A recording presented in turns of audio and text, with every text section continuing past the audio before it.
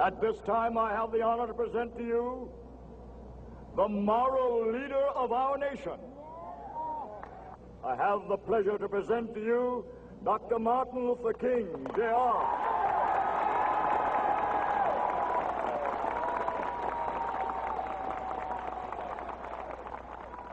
I am happy to join with you today in what will go down in history as the greatest demonstration for freedom in the history of our nation.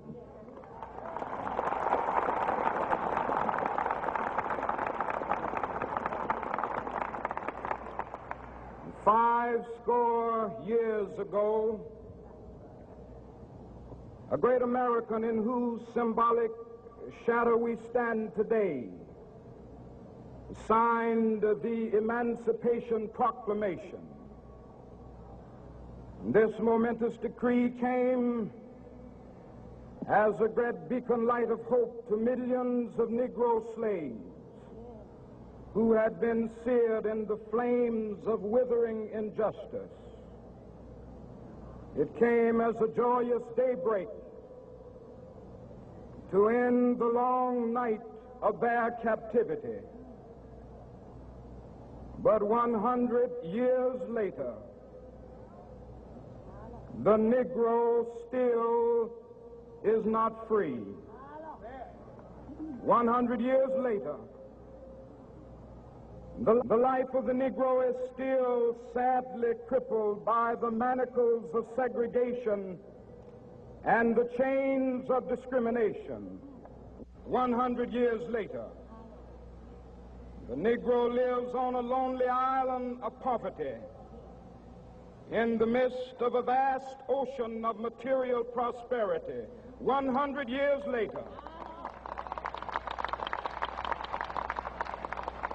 the Negro is still languished in the corners of American society and finds himself in exile in his own land.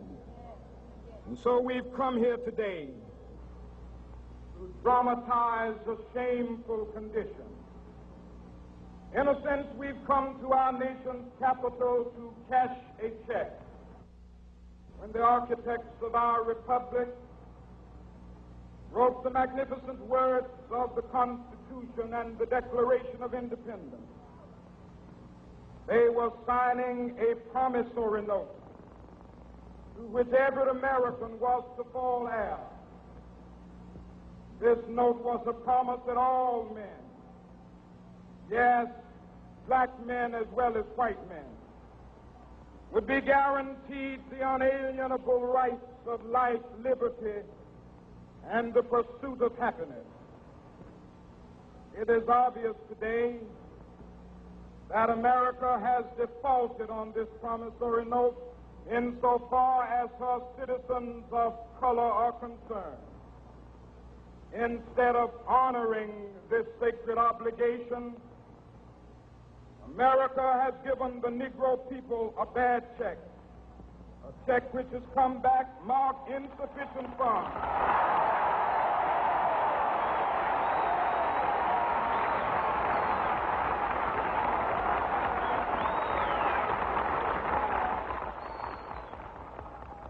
But we refuse to believe that the Bank of Justice is bankrupt. We refuse to believe that there are insufficient funds in the great vaults of opportunity of this nation. So we've come to cash this check, a check that will give us upon demand the riches of freedom and the security of justice.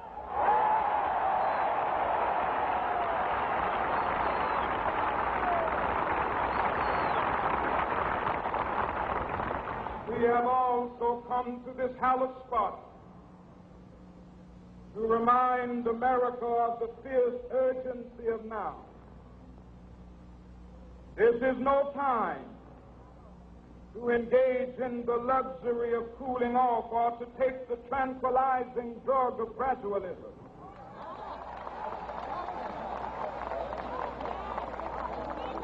Now is the time to make real the promises of democracy.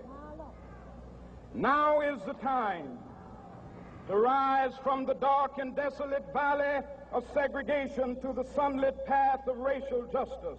Now is the time to lift our nation from the quicksands of racial injustice to the solid rock of brotherhood. Now is the time to make justice a reality for all of God's children. It would be fatal for the nation to overlook the urgency of the moment. This sweltering summit of the Negro's legitimate discontent will not pass until there is an invigorating autumn of freedom and equality. 1963 is not an end, but a beginning. Those who hope that the Negro needed to blow off steam and will now be content will have a rude awakening if the nation returns to business as usual.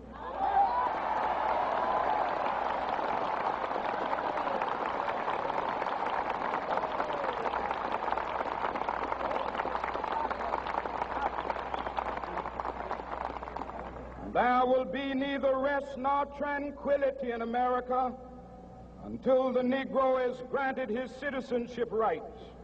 The whirlwinds of revolt will continue to shake the foundations of our nation until the bright day of justice emerges. But that is something that I must say to my people who stand on the warm threshold which leads into the palace of justice.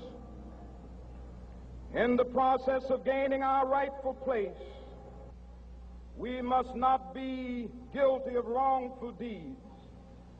Let us not seek to satisfy our thirst for freedom by drinking from the cup of bitterness and hatred.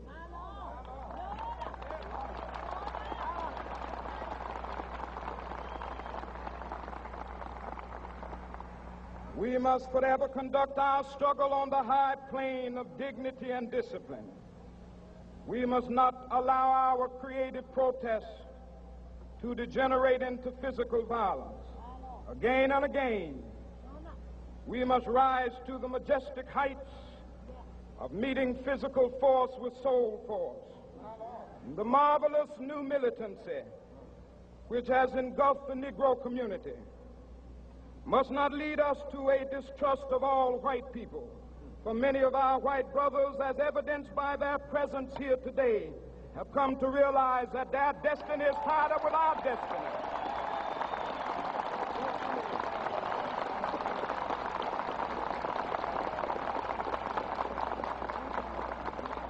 And they have come to realize that their freedom is inextricably bound to our freedom. We cannot walk alone.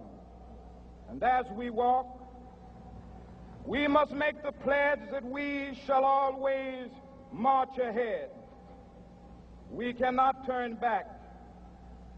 There are those who are asking the devotees of civil rights, when will you be satisfied?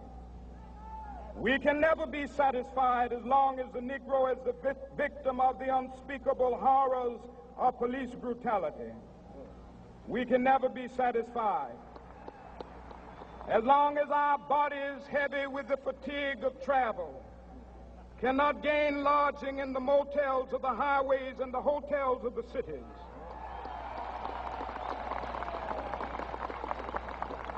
We cannot be satisfied as long as the Negro's basic mobility is from a smaller ghetto to a larger one.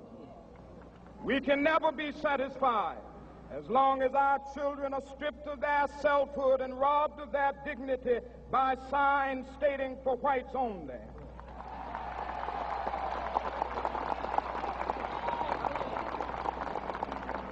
We cannot be satisfied as long as a Negro in Mississippi cannot vote and a Negro in New York believes he has nothing for which to vote.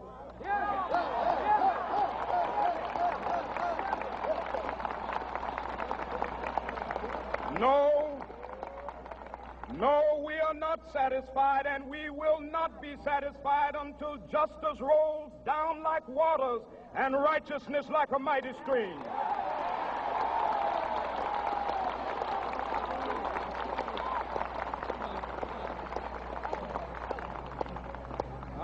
not unmindful that some of you have come here out of great trials and tribulations.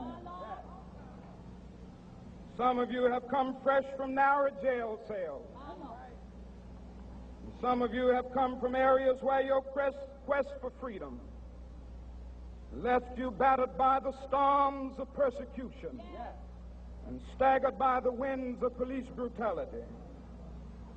You have been the veterans of creative suffering. Continue to work with the faith that unearned suffering is redemptive. Go back to Mississippi. Go back to Alabama. Go back to South Carolina. Go back to Georgia. Go back to Louisiana. Go back to the slums and ghettos of our northern cities. Knowing that somehow this situation can and will be changed. Let us not wallow in the valley of despair. I say to you today, my friend,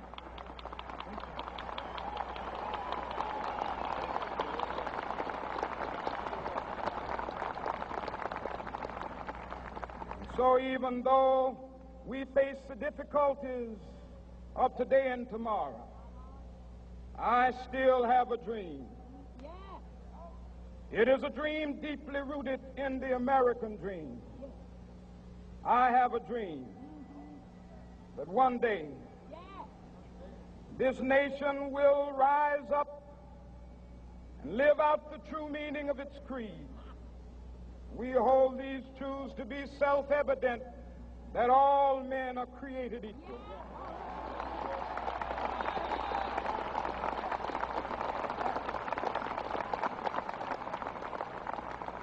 I have a dream that one day on the red hills of Georgia, the sons of former slaves and the sons of former slave owners will be able to sit down together at the table of brotherhood.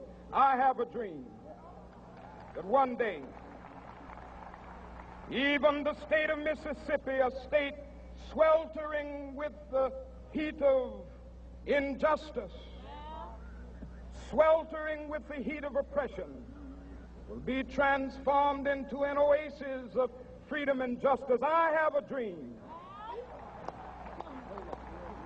that my 4 little children will one day live in a nation where they will not be judged by the color of their skin, but by the content of their character. I have a dream today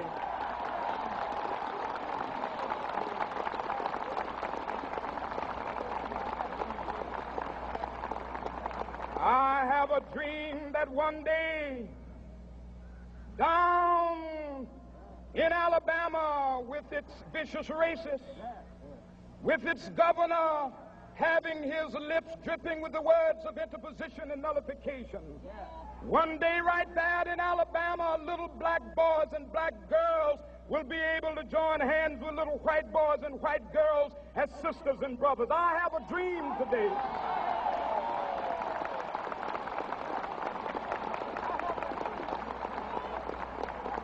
I have a dream that one day every valley shall be exalted, and every hill and mountain shall be made low, the rough places will be made plain, and the crooked places will be made straight, and the glory of the Lord shall be revealed, and all flesh shall see it together. This is our hope. This is a faith that I go back to the South with. With this faith, we will be able to hew out of the mountain of despair a stone of hope.